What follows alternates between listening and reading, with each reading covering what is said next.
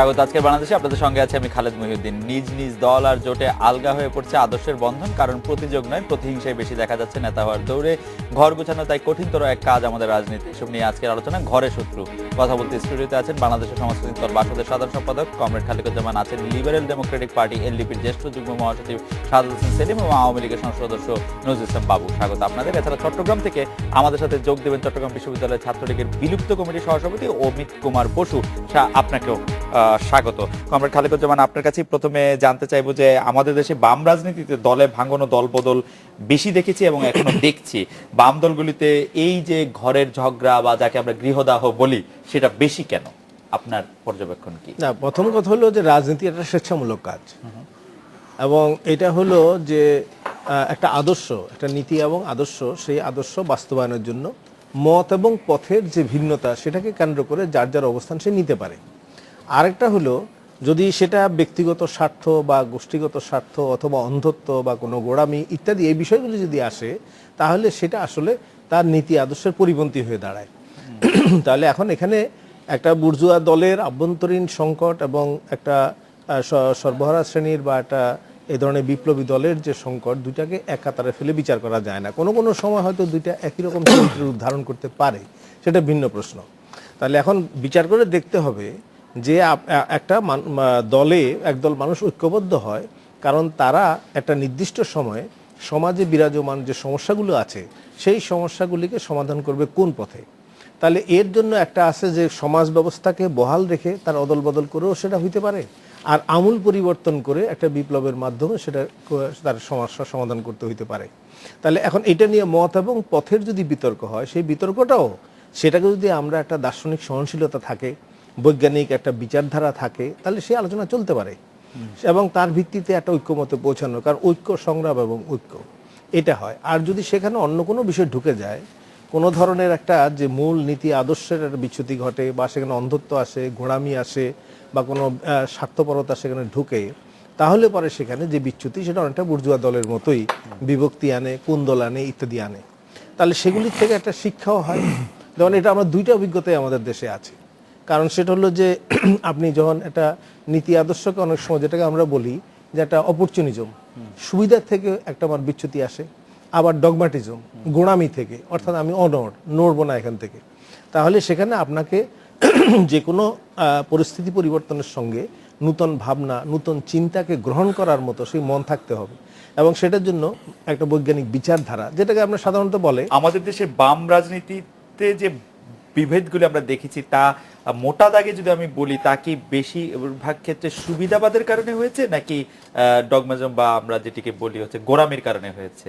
দুটাই। এর মধ্যে একটা প্রথম কথাটা বলে রাখি, দেশে যত আন্দোলন হয়েছে বামপন্থীরা ছাড়া এই আন্দোলনের সূত্রপাত কেউ করে নাই।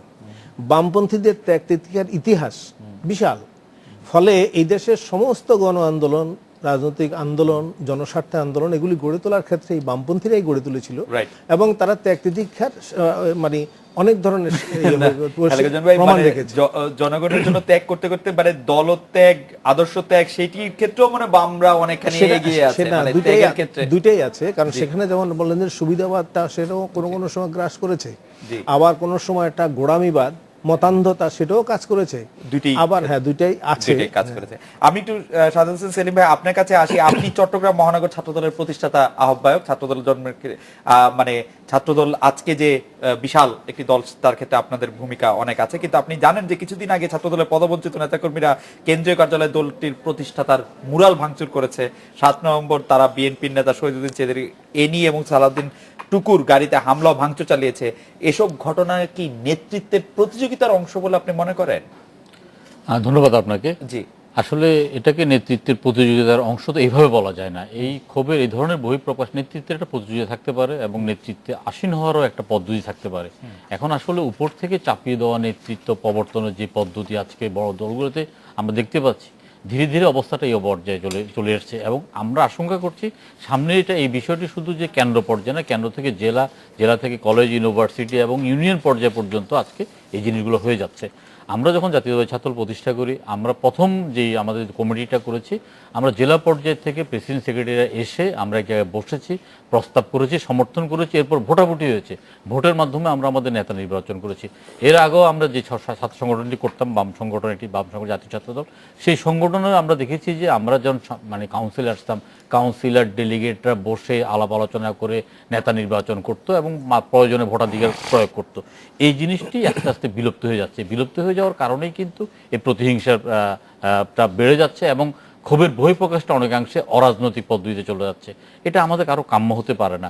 আমার মনে হচ্ছে যে রাজনৈতিক দলগুলো তাদের অঙ্গ সংগঠন, সহযোগী সংগঠনে অভ্যন্তরীণ গণতন্ত্রের চর্চা এবং চাপিয়ে দেওয়া নেতৃত্বের পরিবর্তে গণতান্ত্রিক উপায়ে তার একজন কর্মী, তার নেতা, একজন সমর্থক তার নেতাকে সৃষ্টি করবে, তার নেতাকে তার নেতৃত্বে আসীন করবে, সেই নেতা তাদেরকে নেতৃত্ব করবে এবং নেতৃত্বের ক্রম অনুসরণ হিসাবে এটাকে চলা উচিত। এটা চলছে নাই বলে কিন্তু আমরা দেখতে পাচ্ছি যে কয়দিন আগে জাতীয়তাবাদী ছাত্রদলের কেন্দ্রীয় কমিটি, আজকে এই অবস্থাতে জাতীয়তাবাদী ছাত্রদলের কমিটি করা দরকার ছিল, কমিটি করেছে।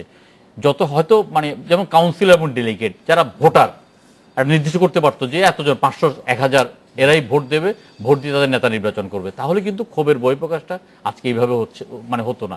কেন্দ্র থেকে জিনিসটা জেলা থেকে আপনার একদম ইউনিয়ন পর্যায়ে গেছে। আপনি কয়েকদিন আগে আমরা একটা জিনিস দেখেছি বগুড়াতে, আপনার বঙ্গবন্ধু সৈনিক লীগ, এটা আওয়ামী লীগের কোনো সহযোগী সংগঠনও নয়, এটা সভাপতি কিন্তু কার্যালয়ে কুপিয়ে হত্যা করেছে শুধুমাত্র এই নেতৃত্বের প্রতিযোগিতা।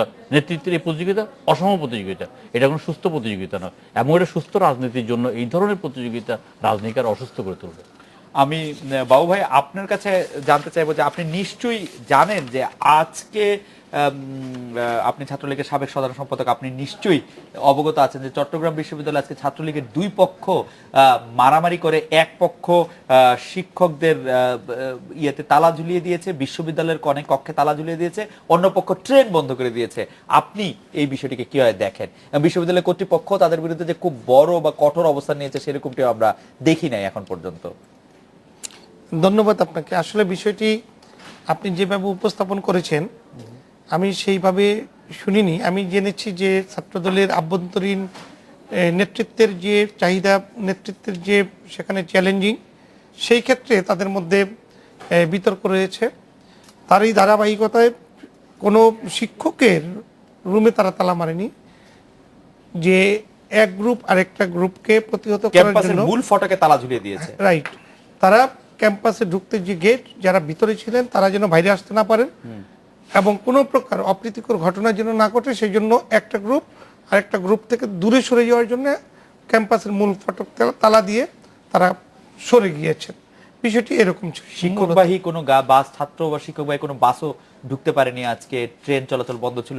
আপনি কিভাবে জানেন খবরটি আমি জানি না, কিন্তু আজকে যদি আমরা বিভিন্ন সংবাদ মাধ্যমের খবরগুলো দিয়ে তাকাই তাহলে সংবাদপত্র চবিতে এক পক্ষ ট্রেন বন্ধ করে দিয়েছে, অন্য পক্ষ ঝুলিয়েছে। আমি তো তাই বলেছি বিষয়টি, যে চবিতে আপনি জানেন যে চবির ছাত্ররা ট্রেনে যখন আসেন, একটা ক্যাম্পাসে আসার আগে সবাই গাড়িতে এক জায়গায় নামেন, যখন একদিক থেকে আসেন, যখন একসাথে নামেন তখন ক্যাম্পাসের মূল ফটকে থাকেন। যারা ভিতরে ছিলেন তারা মূল ফটকটা আটকিয়ে দিয়েছেন, আর যারা আসতেছিলেন তারা ট্রেনটাকে অবরুদ্ধ করে রেখেছেন। এই ঘটনাটা নিশ্চয়ই শুভ কোনো খবর নয় এবং আমি মনে করি না যে শুভ কোনো কর্ম। এটা ঘৃণিত, এটা মোটেই ঠিক হয়নি। তবে যারা করেছেন তাদের বিরুদ্ধে বাংলাদেশ ছাত্রলীগ যথাযথ তদন্ত সাপেক্ষে ব্যবস্থা নেবে অতীতের মতো, এটা আমি বিশ্বাস রাখি। আর পাশাপাশি আমার অনুরোধও থাকবে যে এই ধরনের কর্মকাণ্ডের প্রতি সরকারের জন্য দৃষ্টি রাখেন। আমি চট্টগ্রাম থেকে জনাব অমিত কুমার বসু আপনার দৃষ্টি আকর্ষণ করছি। আপনি ছাত্রলীগের সদ্য বিলুপ্ত কমিটির সহসভাপতি। আজ সকালে বগিভিত্তিক উপদল সিএফসি গ্রুপ নামে পরিচিত অংশটি, আপনি জানেন যে আপনাদের নগরের 16 শহরে অবস্থান নিয়ে শাটল ট্রেন চলাচল বন্ধ করে দিয়েছেন এবং খবরের প্রকাশে তার পাল্টাপাল্টিতে ভিএক্স গ্রুপ নামে পরিচিত অংশটি ক্যাম্পাসের মূল ফটকে তালা ঝুলিয়ে দিয়েছে। দুটি ছাত্রলীগের উপদল। আপনি কোন পক্ষের হয়ে কাজ করছেন জনাব অমিত কুমার বসু?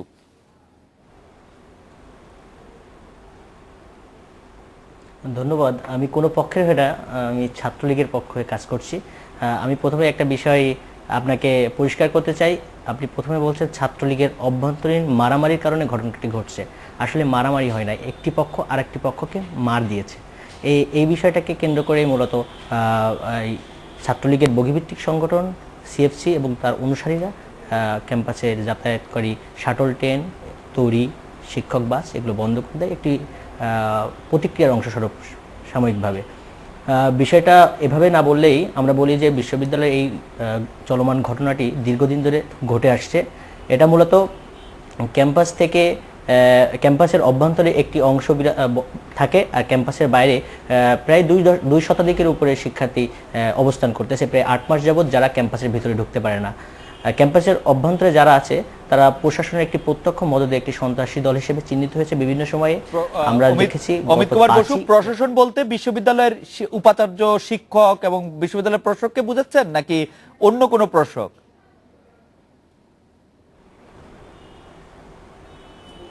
বিশ্ববিদ্যালয়ের সর্বোচ্চ কর্তা ব্যক্তি থেকে শুরু করে সবাই তাদেরকে একটা প্রচ্ছন্ন মদত দিয়ে যাচ্ছেন, আমি এটা বলতে চাচ্ছি।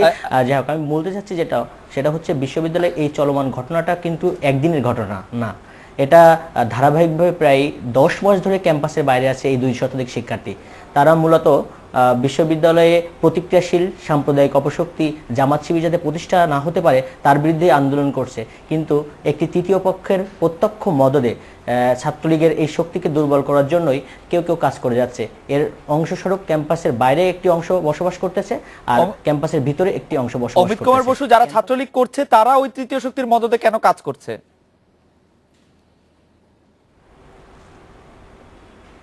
মূল প্রশ্নটা আমিও এটা করতে চাই যে কেন তারা এই কাজটা করতেছে, কিন্তু বর্তমান যে রাজনীতি সেটা ব্যক্তি স্বার্থ চরিতার্থ করার জন্য যদি কেউ এই কাজটি করে থাকে তাহলে আর কি বা বলার থাকে।